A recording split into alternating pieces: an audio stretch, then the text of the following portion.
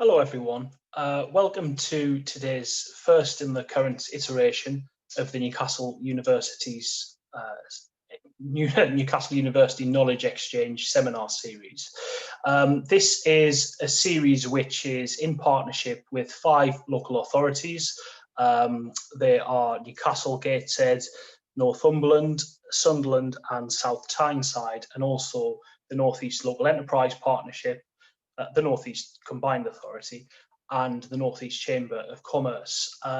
I work for Newcastle City Council, one of the partners, of course, and today we are hosting a very exciting session which will be led by Dr. Heather Brown and Dr. Viviana Albani from Newcastle University around food insecurity in light of COVID-19.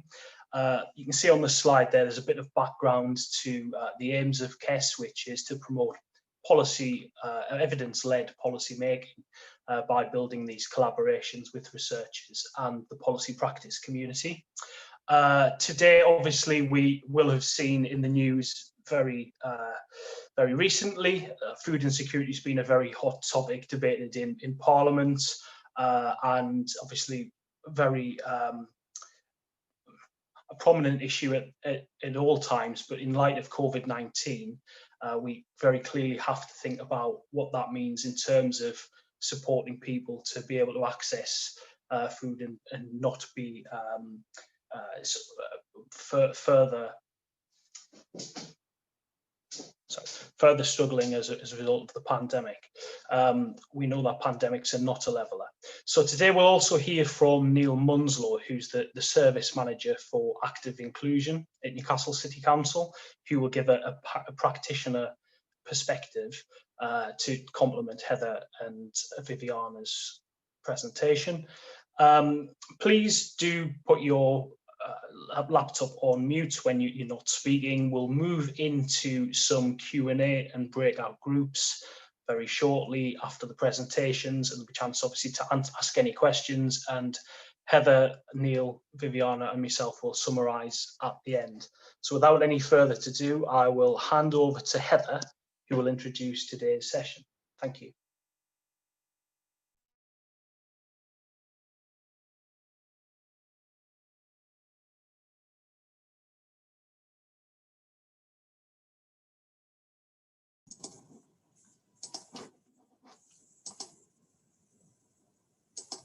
Hello, everyone. Sorry. Welcome and thank you for coming. I hope that you can all see my screen. So I just want to say thank you, Danny, for the introduction. My name is Heather Brown, and I'll be starting off this presentation, and then I'll be handing over to Viviana to discuss the results, and then I'll come back at the end. So what Viviana and I will be discussing today is who is more likely to have become food insecure because of the COVID-19 pandemic and why this might be, particularly looking at financial vulnerability and social support systems. So in March 2020, government implemented a national lockdown to contain the spread of the coronavirus pandemic. This entailed the closure of all non-essential businesses, schools, nurseries, restrictions on travel, limits on outdoor exercise, and restrictions on social interactions with people outside one's household. And here are just some pictures showing lockdown in Newcastle. This seemingly sudden change in people's lives has led to panic buying in shops, which restricted people's access to food. And the sudden closure of schools and nurseries was a shock to parents' income, as they now needed to feed children 3 meals a day.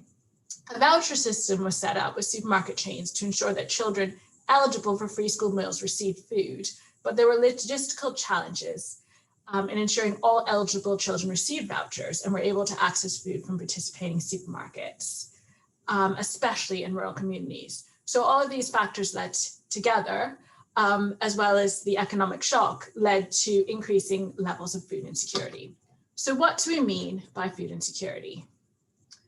So we use the Food and Agriculture Organization of the United Nations definition of food insecurity, which defines people as being food insecure if they're hungry but unable to eat, if they're unable to access sufficient and nutritious food due to lack of money or other resources, or need to rely on food assistance, such as using a food bank. So as I briefly mentioned earlier, the coronavirus pandemic was both a health and an economic shock. Because of these, the combined effect of this, there are likely to be increase in the risk of food insecurity. So, sorry, this is not the most updated version for the slide, but that's okay. There are the direct health risks associated with the virus. These are, and they're the indirect health risks associated with containment measures, such as limited to a stoppage of face-to-face health services, which might increase the health vulnerability of people at risk if they aren't accessing health services, or they aren't identified by health professionals because of a lack of face-to-face contact. And as well, during the initial lockdown phase in the UK, from March to July, the closures of schools and childcare settings may have impacted on children's health, particularly mental health. And there is some evidence, especially in the children aged 7 to 11, that the closures of schools had a direct impact on mental health. And continually rolling lockdowns, such as the new tier system, means that informal care arrangements may need to change, which could also increase the likelihood of food insecurity for those in need. Okay, so the economic shock of the pandemic will affect people's ability to meet daily living expenses and deal with unexpected costs. This is because of decreased opportunity for paid employment. Sorry, I actually went ahead too much. And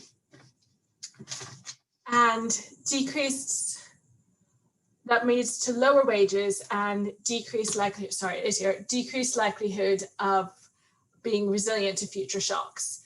Women, the greatest economic impact has been on young people, low-income families, women who are more likely to work in retail, hospitality, and customer-facing businesses, which have been impacted by the pandemic. The economic shock of containment measures is going to cause a decrease in economic growth. We already know that recessions are bad for health. This is because recessions lead to rising unemployment or lack of regular work, which then leads to decreasing wages and decreasing income. So people are less able to cope with increased vulnerability and likelihood of food insecurity, and that then subsequently leads to poor health. So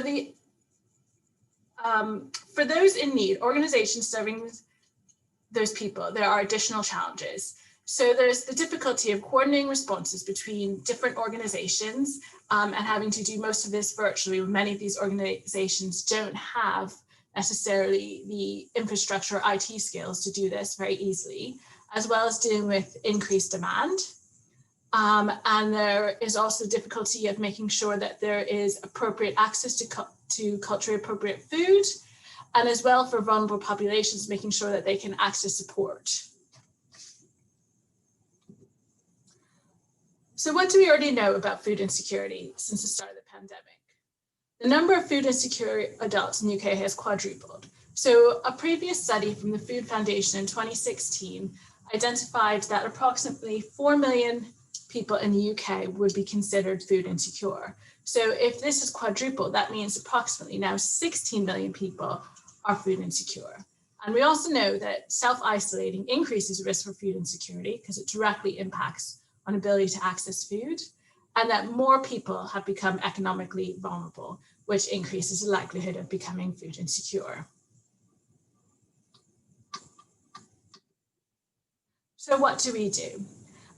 We first identify demographic and economic factors or characteristics that increase the risk of reporting food insecurity during the pandemic, and then we explore how increased financial vulnerability and social support influences the likelihood of low socioeconomic families reporting food insecure.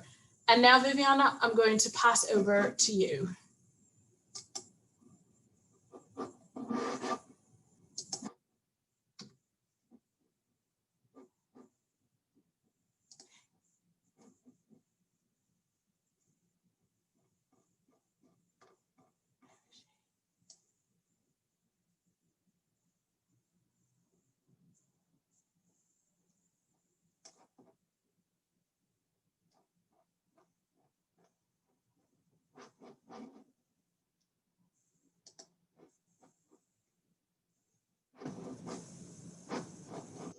You're on mute. Okay, perfect. Sorry about that. So I was saying that we use to explore the questions about the factors that increase the likelihood of becoming food insecure during the pandemic. We use the Understanding Society survey that ran a short survey at the start of the pandemic, of the lockdown, and has continued monthly and will continue until November. And the waves that we're using is the April and the May surveys, and it's about 14,000 respondents. So in these waves, they collected information on food insecurity using the measures that we already discussed. So specifically, did any person in the household report being unable to access healthy and nutritious food, any person in the household being hungry but not being able to eat, and any food bank use in the last 4 weeks. These 4 weeks were already during lockdown. Next slide, please. Okay. So to explore the factors that influence the risk of food insecurity during lockdown, we use logistic regression. And so we look at pre-pandemic factors that might influence food insecurity during the pandemic. And we looked at income level, education level, if the person reported having a disability or a long-term health condition. We looked at the structure of the family, if the family had children, and what age those children were. We also looked at differences by region, but we're not going to discuss those results here because they don't tell us much. They only say that London is very different from the rest of the country. For the next step, we again use a logistic regression because we're interested in seeing what is the relationship between socioeconomic level and food insecurity, and how much financial vulnerability and social support explain that relationship.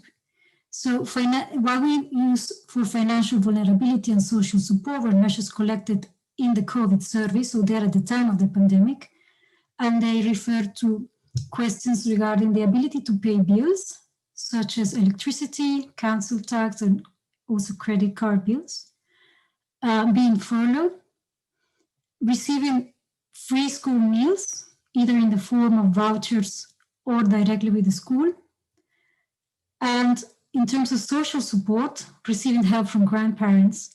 And there was also a question about receiving help in terms of someone preparing food for you or giving you food. Not specifically who, just saying help with food. Next slide, thank you.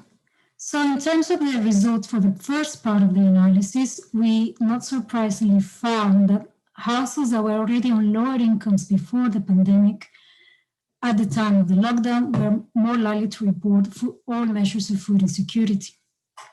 Similarly, those people that had lower education level, either no qualifications or GCSEs, were more likely to report all 3 measures of food insecurity. Those who were unemployed already before the start of the lockdown, again, were in this case twice as likely as people who were not in the labor force to report being food insecure during the pandemic. And those who had a long-term condition or a disability were 3 times more likely to report on all 3 measures of food insecurity, and in particular, the measure regarding access to healthy food. And in terms of the structure of the family, we found that families with small children between the age of 0 and 2 years were more likely to report being hungry but not eating compared to families that didn't have children or children that were older. Next slide, please.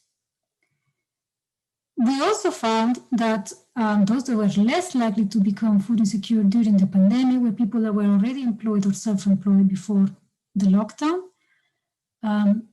This is compared to people that are not in the labor market, so not actively looking for work. And the people that own their house or had a mortgage compared to people that rented were more likely to report on all three measures of food insecurity. Next slide, please. So overall, a relationship between socioeconomic status and food insecurity. So if you were within the, you were in the lower socioeconomic status, which meant lower incomes, lower education level, and possibly suffer from long-term health conditions, etc., you were more likely to become food insecure. So for the next step of the analysis, we did the regression of food insecurity against education level as a way to proxy for lower socioeconomic status.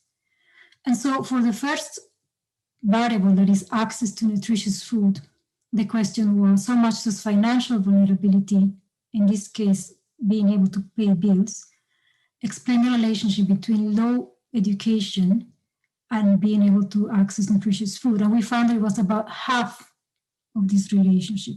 It's only due to not having cash or being short on cash. But on top of that, we found that access to free school meals was also explaining the likelihood of having difficulties accessing nutritious food. About 40% of the relationship for people with no qualifications and around 30% with people with very basic qualifications. So next slide, please. Okay. So going hungry and not eating, again, we find that being behind with bills, so the financial vulnerability element during the pandemic was explaining an important part of the relationship between being of lower education, which for us is proxying for lower socioeconomic status, and going hungry but not eating. Access to free school meals also explain part of this relationship, this time close to 10%. And for those people with no education, we found that there was a little extra explanatory power from social support in the help of receiving food or getting help with care responsibilities from grandparents. Next slide, please. Next slide, please. Okay. And for food bank use, results are slightly different from the other two variables in the sense that in this case, the financial vulnerability variable is still important, but does not explain so much of the relationship between socioeconomic status and using a food bank in the last 4 weeks. But access to free school meals explains about a quarter of the relationship for both the no qualifications group and people with very basic education levels. And so in summary, so first of all, the summary of the first part of the analysis I already mentioned, there was a relationship between lower socioeconomic status and the vulnerabilities that implies, and higher likelihood of experiencing all measures of food insecurity during the pandemic. In terms of what factors during the pandemic helped to explain this relationship, we found that financial vulnerability was an important contributory element to this risk. And between access to free school meals and receiving help from grandparents, we had about a third of explanatory power of this relationship. But of the two variables, the more important one was access to free school meals. Thank you. Back to you, Heather. Thank you, Viviana, very much. And now I shall just, okay. Sorry, I'm just making sure this is the most up-to-date version because I might actually stop sharing for a minute and open up more recent slides. So please bear with me. Sorry, everyone. For some reason, my computer is not loading up, so I'll just carry on with these slides. So basically, what we had wanted to say was that, as you can see in the policy brief, we gave some recommendations at both the local and national level of how to reduce the risk of food insecurity. So some of the local recommendations that we made are to create local community hubs, potentially at schools or community centers, to provide information, links to support, and potentially health professionals or other representatives from local authorities, so that those families target these in areas of high economic deprivation and where the population is identified at being high risk of food insecurity, to identify those families which are at risk and make sure that they have the support in place so that they don't become food insecure, as well as targeted information at job centres with welfare advice groups and through organizations such as Active Inclusion Newcastle, for example, to make sure that food security is tagged and kind of or mentioned so that people who are at risk can kind of therefore get the support they need. And then as well, at the central government level, some of our recommendations were to increase support for those families who have had a drop in income, either permanently or temporarily, to at least meet the original furlough scheme of 80% of salary, as well to increase funding for local authorities. That the current funding structure means that those local authorities who have the populations most at need are receiving lower funding. So to increase funding for those who need to support those most at need, especially to help coordinated responses between different groups, and as well to potentially offer free school meals during holidays, as is currently being debated in Parliament, to make sure that all children have access to food all year long, as well as potentially to increase the amount on the healthy voucher scheme, which is currently offered to pregnant mothers and those with a baby less than 1 year old, and possibly to increase eligibility to cover older children as well. But there are very significant challenges. One of these is already mentioned is the austerity and the decrease in budgets at the local authority level. And this has been worse for those authorities where there is a higher percentage of need, and also that certain areas such as the northeast of England came to the pandemic with high rates of unemployment, high rates of poor health, and therefore they're likely to be harder hit by the continuation of the virus and the economic consequences. So therefore there needs to be regional support and higher support for those areas with greater need. And as well, there's obviously Brexit and what that will do to food access, food insecurity, and economic resilience, especially in areas where there is a high concentration of businesses that will be impacted, not only by Brexit, as well as by continuing containment measures. So areas where there's high concentration of those working in hospitality and tourism and retail. Okay, well, sorry for the technical difficulties and thank you very much. That is the end of our presentation. And I think we have about 2 or 3 minutes for questions. If anyone has any burning questions before we move on to Neil's presentation. I think we're going to move on to Neil's presentation. Move on to Neil straight away? Yeah, and then okay, we'll that's great.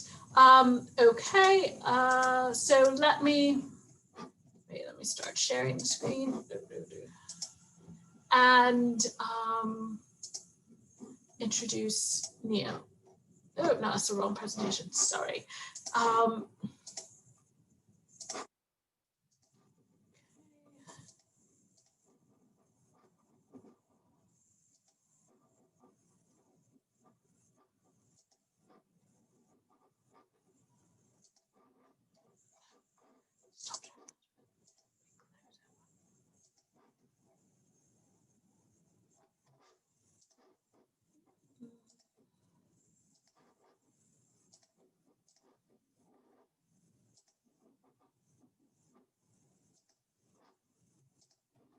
Okay, so let me introduce Neil Munslow, who is the Service Manager for Active Inclusion Newcastle City Council, and we'll be now talking about food insecurity from a local authority perspective. Okay, hello. Yes, I'm Neil Munslow. I represent one of those authorities that Heather was talking about that have been really hard hit by austerity. And I feel, I suppose, slightly vindicated because I do suffer from that new condition of SSDS, screen sharing deficiency syndrome. So we all suffer from it. And I wasn't as confident as Heather, so I'd asked if she could, because I've had a few scrapes with the screen sharing, and so Heather stepped in for me, and I can see why. She's a natural. So thank you very much for that, Heather. And we click on, and I've got around 15 minutes to try and do some justice to what a lot of really amazing, wonderful people, some of whom are on the call, do to respond to the challenge of food poverty in Newcastle. And I think as the research that Heather went through showed, I don't think it's a surprise to very many of us that poorer people are more likely to suffer food poverty. And that question within that then is, what do we do about it and how can we respond? And particularly for us, it's what's the role of the local state as the national state withdraws, and how do we respond to those structural causes of poverty that are outside of our direct influence. And our response and my presentation will really talk about the wider consequences of poverty, because we want to respond to poverty in the round rather than have a fragmented approach that only responds to food poverty and destitution, the consequences. And our financial inclusion aims are written up there. It's about maximising income in response to the welfare reforms. The welfare reforms create a much higher degree of conditionality, and it's about benefit maximisation, and I'll say a little bit more about that as we go through. It's about supporting residents to manage their money, so it's increasing income, reducing expenditure, budgeting and reducing harmful debt.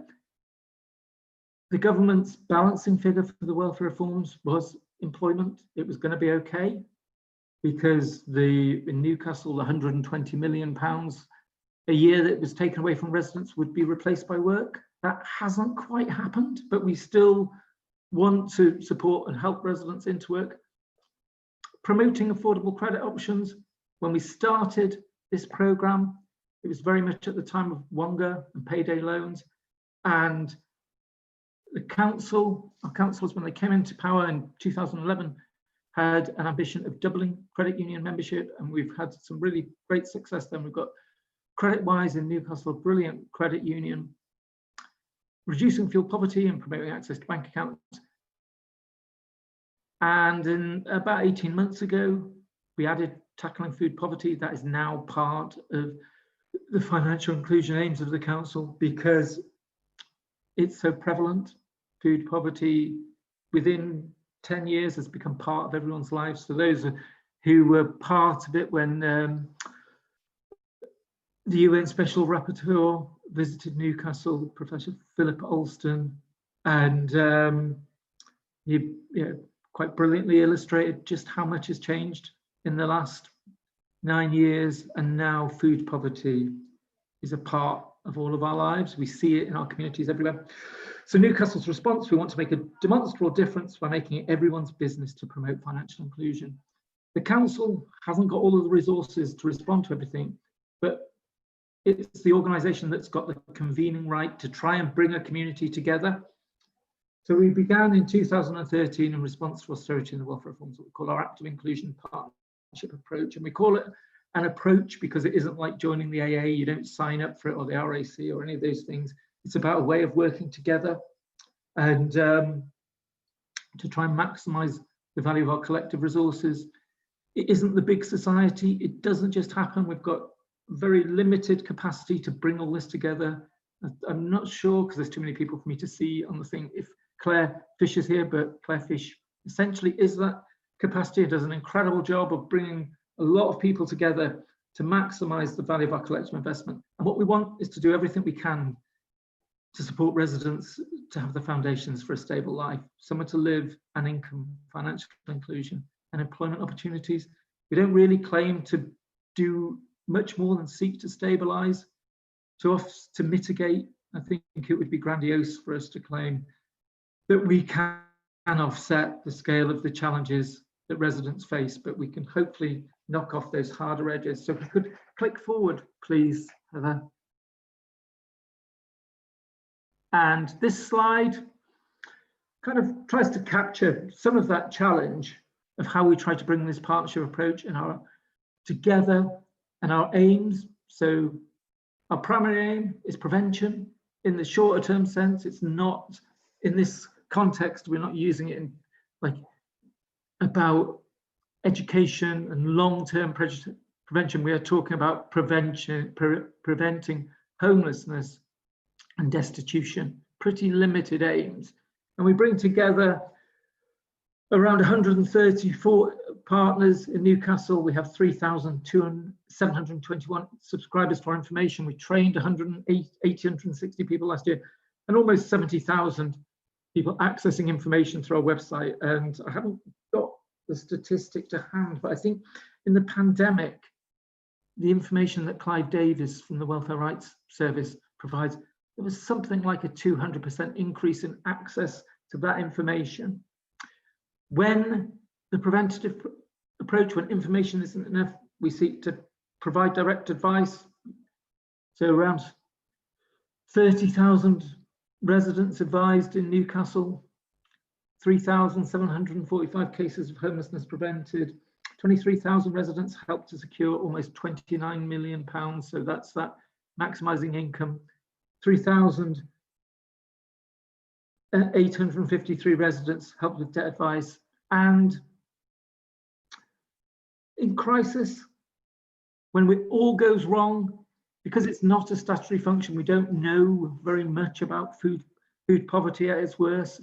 We do know about homelessness, which is a statutory function. So we know that when the state fails, people become homeless. And part of linked to those green, yellow, and red people is perhaps an idea of the different roles of the state. So the national state primarily is responsible for those structural issues, the provision of welfare benefits, health services, those big national institutions. The local state is predominantly responsible for resilience, helping people when something goes wrong. So intervening, providing advice, providing support.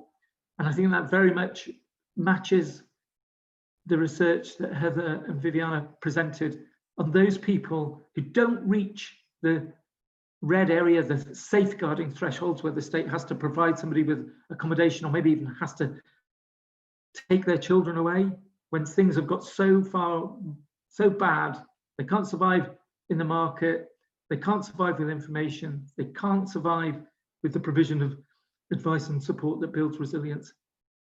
They have to, the state has to step in. And it's those people at that resilient stage, there are more people in that need, and that match across to low level education seems to be very pertinent. So if we could click on, please. This next slide shows something of the challenges, how those factors that Heather and Viviana explained, how they play out in Newcastle. So £120 million loss of working age benefits, £327 million reduced budget, along with around 32 million additional coronavirus cuts that the council has seen. That loss of welfare benefits, work didn't replace it for the vast majority of people who have disadvantaged. Debt replaced it, and we see that in the increase in rent arrears, increase in council tax arrears. And Newcastle was the first major city to have the rollout of universal credit. And we've now got, or at the 13th of August, just under 34,300 residents on universal credit. And you'll see the coronavirus related spike, 11,267 additional people onto universal credit between 12th of March and 13th of August. On the other side are our known responses. It's difficult for us to be absolutely conclusive, but because we don't know and don't gather every information from everybody, we know what the council's own services provide, and we encourage partners to align their services with us, but we don't know everything. But we do, of what we know, 3,745 cases of homelessness prevented. And those are opportunities, I think, because I've mentioned those other figures before, but the discretionary funding awards, where people haven't got a right to funding, but they can ask. Those are those opportunities that maybe we can better case find, we can better respond to, that link to the research that Heather and Viviana have presented. So when somebody has to get discretionary housing payment, when they have to get a crisis support scheme because they're destitute, those are our opportunities. And at the bottom, there's two figures which I think are the figures that we're perhaps certainly most proud of, that since 2008, out of our 26,000 council homes, at a 75% reduction in evictions. This is something the state can do, the local state can do, to respond to those challenges residents face through poverty. So we can extend our forbearance. We do, and on the 20th of July, the council and YHN, our landlord, Your Homes Newcastle, agreed that we would have an approach of no evictions into homelessness. And so we move from collection to connection. We see these as opportunities to better support residents rather than the conditionality that they bear the consequences of their hardship and the failure to pay their rent. That figure at the bottom again shows how the cities come together.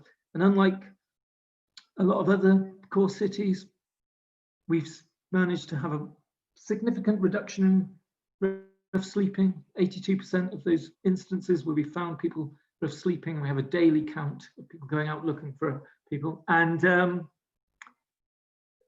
that's very different in the other core cities. Most, I think Manchester was 54, Nottingham was 31 in people in a day. Our average is 1. So there is something about Newcastle as a Goldilocks city coming together. If we could click on, please. So this slide here just illustrates that point, that even after really professionalized debt advice, where somebody goes through somebody's income and expenditure in detail and matches that to their rights, we see that around 36% of budgets are unsustainable. Some are propped up with short-term discretionary funding, but that poverty is the root cause. So a huge proportion of people now have unsustainable budgets, and that gap is partly filled by debt and it's partly filled by food banks. And if we could click on, please. So we'll go through all of this in detail, but this is just illustrates how we seek to come together to meet those challenges. Some of those numbers, so the maximizing income, you can see partners and agencies coming together to ensure that people, as much as possible, get their benefits that they're entitled to, the welfare benefits, supporting residents when they face debt. You can see that very low numbers on training. That's partly because we don't get all of those numbers recorded because, again, it's not a statutory right. And if we could click on, please. So affordable credit, you can't see the beginning figure, but you can see it has, credit union membership has doubled. We've got agreements with the hospital trust, with I think even the university, I'm not 100% sure, but where there's agreements with the payroll scheme so that people can have pay deducted directly into the credit union. And I would encourage anybody, I'm not quite sure of the income of the people who are on the call, but either if you lead a loan or you want a place to save your money because interest rates are so low elsewhere, and you want your money to be beneficially used for those who've got less money than you, then join the credit union. Reducing fuel poverty, and you can see those numbers there, and tackling fuel poverty, tackling food poverty. That is just, that's what the council, so the council has a crisis support scheme where just under £23,000 of money was awarded, but it cannot be awarded, it can only be awarded when people are in crisis rather than just in poverty, because the fund isn't sufficient to respond to poverty and make up the 120 million that was taken away in benefits, and food bank usage. And you can see the 2019 figure there of 21,000 households helped through the food bank. If we could click on, please. So in 2017, we established our Food Poverty Network Group, representation from the organisations listed there and others as well. The aim is to support and coordinate action around food poverty. So food poverty has grown a lot faster than any infrastructure or support to respond to it. It really is being a voluntary response. And our aims are to understand and respond to those causes of food poverty, support coordination of holiday hunger in Newcastle, support the delivery of the food programmes, support those initiatives, those disparate, fragmented initiatives that are funded from different parts of government money to help people to access the limited support that is available, and consider those opportunities to work together to develop the support and the pathways that can help people to build more resilience. I'm slightly wary of navigation and pathways type models, because I know in health services very keen on having navigation type models and pathways that take people away from health services. But when I would rather us work much more closely in collaboration with health services, so that rather than having a pathway to a service that might have been cut because the funding wasn't there, we have less navigators and more services, would be my call to anybody who's in control of any health funds here. And if you want to be part of our food poverty group, there's Claire's email address and you can contact Claire. And if we could click on, please. Conscious, thank you.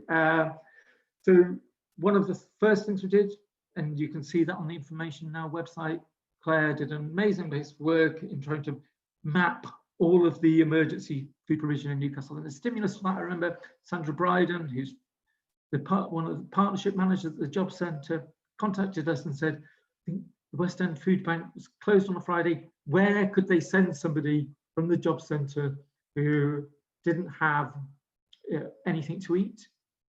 And we were, because it's not a statutory provision and it's done by volunteers, some things are open on different days and not on other days. So it's worth having a look at Information Now to see how that emergency free food in Newcastle is mapped out, and at least the information is there now for people to access it.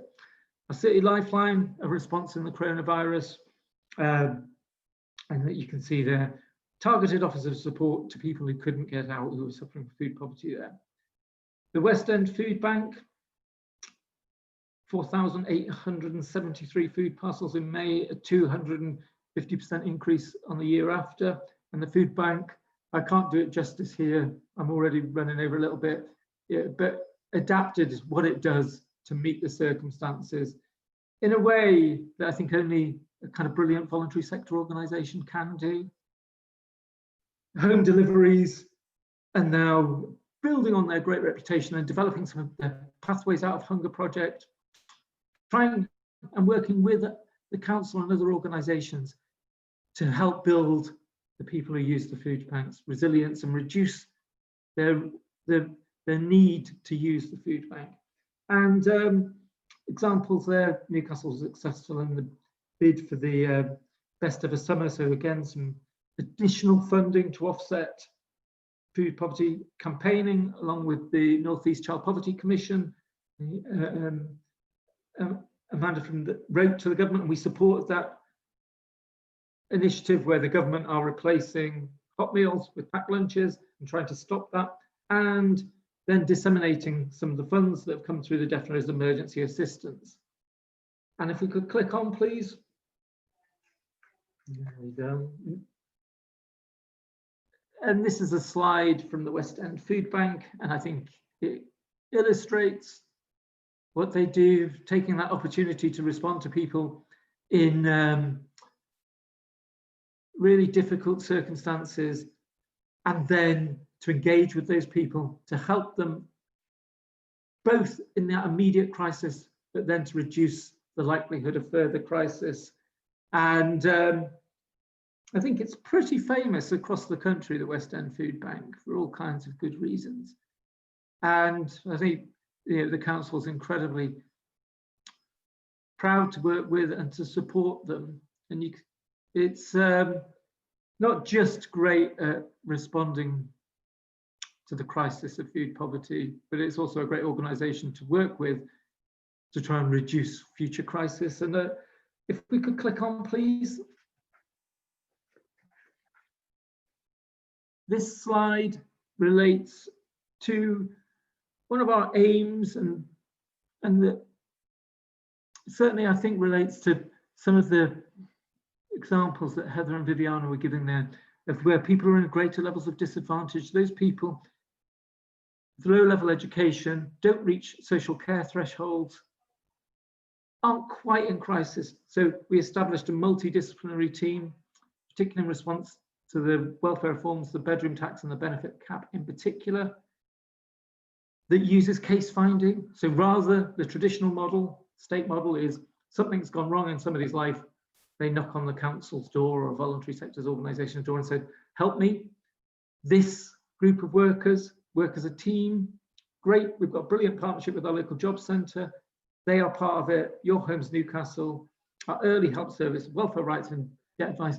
And they go and they knock on the doors and they send emails and they do everything they can to get to those people at the sign of a point of crisis when poverty's hitting. So particularly the benefit cap is the biggest example, where mainly single parent families lost up to £150 a week just overnight. It was Boxing Day 2018, and a huge income shock that would have led to homelessness. And this team supports those families, and it provides some hope, because whilst losing hundreds of pounds a week through benefit cuts, through the provision of that range of advice there, we've seen that people actually end up with more income and less expenditure because of particularly taking debt away from buying off debt from things like Bright House and high cost furniture, and replacing that with furniture that's been provided through the council. That and rebalancing people's payments is really does help people. So we can do some good. And if we could click on, please. This was my take on the ask for what would our 5 policy areas be. So improving the understanding of the causes of food poverty. And I think that's why it's great that the university is running this program. It helps us to understand this structural resilience building and safeguarding responses. How can we do those things better together?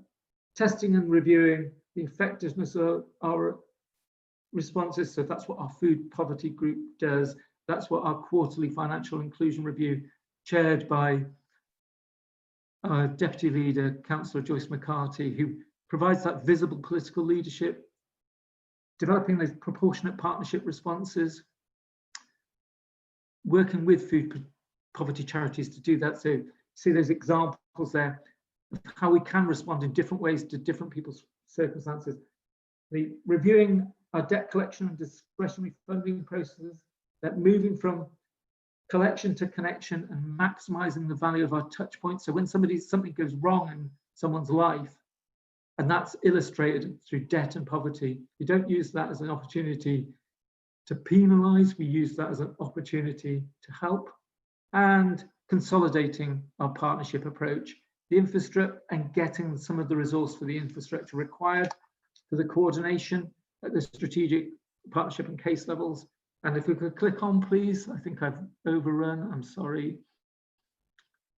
And finally, a plea really. I don't know how many of the people who are on the call are in that group where they haven't got sufficient disposable income. I suspect most people here have, and if you have got any disposable income, please will you text 88802 with the message donate food, and join the Newcastle fans who instead of paying Sky pay-per-view, donated £20,000 to the West End Food Bank. I think today's seminar is free, so you know, treat this as your payment for the seminar. Make a donation to the food bank, please. And that's it from me. Hello everyone, my name's Holly-Ann Carl and I'll be leading the Q&A session today. So if I can ask all of our speakers to turn their cameras on in preparation to answer the questions. The first question is aimed at Heather and Viviana, and it is, have senior citizens, especially the homebound, been disproportionately affected by food insecurity? You're still on mute, Viviana. It's because I have the baby sleeping next door. I don't know what's suddenly. Sorry.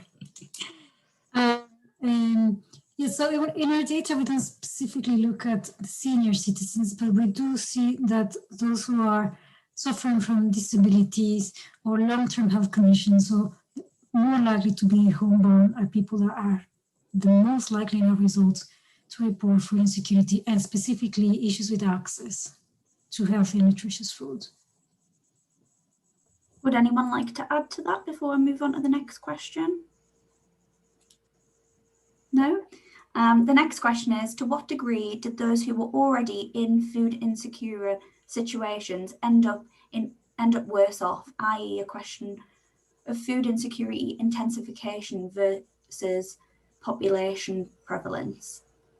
Okay, so I guess a problem with the data, and I guess with this secondary analysis in particular in the UK, is that in most of the large surveys, they don't ask about food insecurity. So, but this COVID survey for Understanding Society was an exception. So we actually do not know the extent really of food insecurity before COVID in the population we use, or in fact, the general population that was taken from a survey by the Food Foundation. So in a sense, we're not sure. They have asked in wave 4, so that was taken, so it's April, May, June. In July, they have re-asked the questions on food insecurity. So what future analysis we plan on doing is looking at people who were food insecure at both time points, people who became food insecure between those 2 time points, and kind of what might be driving that. But that's kind of a separate paper to what we've done before. So we plan on working on that over the next year with a master's student. Do you have anything to add, Viviana? No, that's it. Yeah. Thank you, Heather. The next question is, when are you expecting a write-up of the research from Understanding Society survey data logistic regression analysis to be available? Well, we're currently writing up the paper, and I'm hoping we'll have it finished before Christmas. So sometime either end of this year, early next year. Brilliant. The next question is, Newcastle is a college town. Has the food insecurities of college students increased? I don't know if Neil would like to answer that, perhaps. I would imagine so. I think, like Heather said, there isn't baseline information. The food banks don't keep and record ever so detailed information about everybody who uses them. I don't know if the universities do. So this is an information issue, that because this isn't a right and a state response, we have to make proxy measures. So I don't know. I expect so. The next question is for Neil, and it is, to what extent is the work of the council locked in with the third sector providers? That is, to what extent will your response need to change if charity non-profit provisions change? It's locked in as much as we can. So that's where bringing those 134 organisations together, trying to create a coordinated approach, providing funding through things like the Newcastle Fund, through supporting applications that organisations have to secure other trust funds, and trying to align the provision that the council and particularly Your Homes Newcastle, our landlord, has with other charitable provision, but it's a challenge to do. It doesn't just happen because it's a competitive market situation. Lots of small organizations competing against each other. But we have a convening role, an information providing role, and trying to maximize that value of collective investment and have, I suppose, a more of a community-based than a competitive approach, which is kind of hardwired into a lot of the English system. So we do work very well. I would hope, I know there's colleagues on this seminar from the third sector, and I guess they'd be better placed to answer than me, but we try hard to work in partnership, hence holding things like the food poverty group. Just going to ask one final question before we move into the breakout rooms, which is, how can the stigma about using food banks be reduced in communities?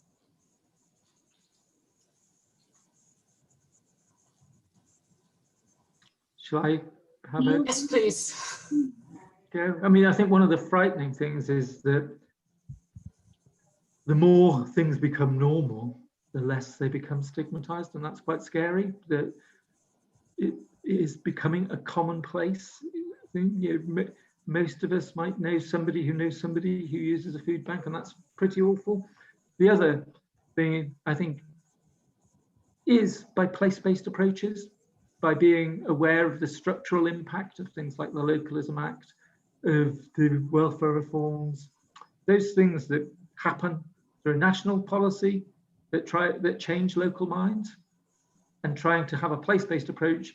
And it would be great if, to be with the university that says this is how we view each other in Newcastle. We don't necessarily have to have the same view as comes from central government. So it's about trying to create that local culture. I think that example that's up on the slide there, that John from the food bank, John McCrory, told me that I think YouTube, because of their link with the Premier League, have now stopped sharing all the videos of the Newcastle fans that said they don't stigmatize the people who use the food bank. They are donating, they are giving them money, they are supporting. Yeah, I think that is a great illustration of what a lot of people in Newcastle are like. Lots of people do not stigmatize, they support, and we need to recognize this, you know, and build on the strengths of in our communities, and perhaps focus on that more than the negatives and the things that may come out of the national media. Thank you to our speakers and to everyone who's asked a question. We're now going to move into breakout rooms.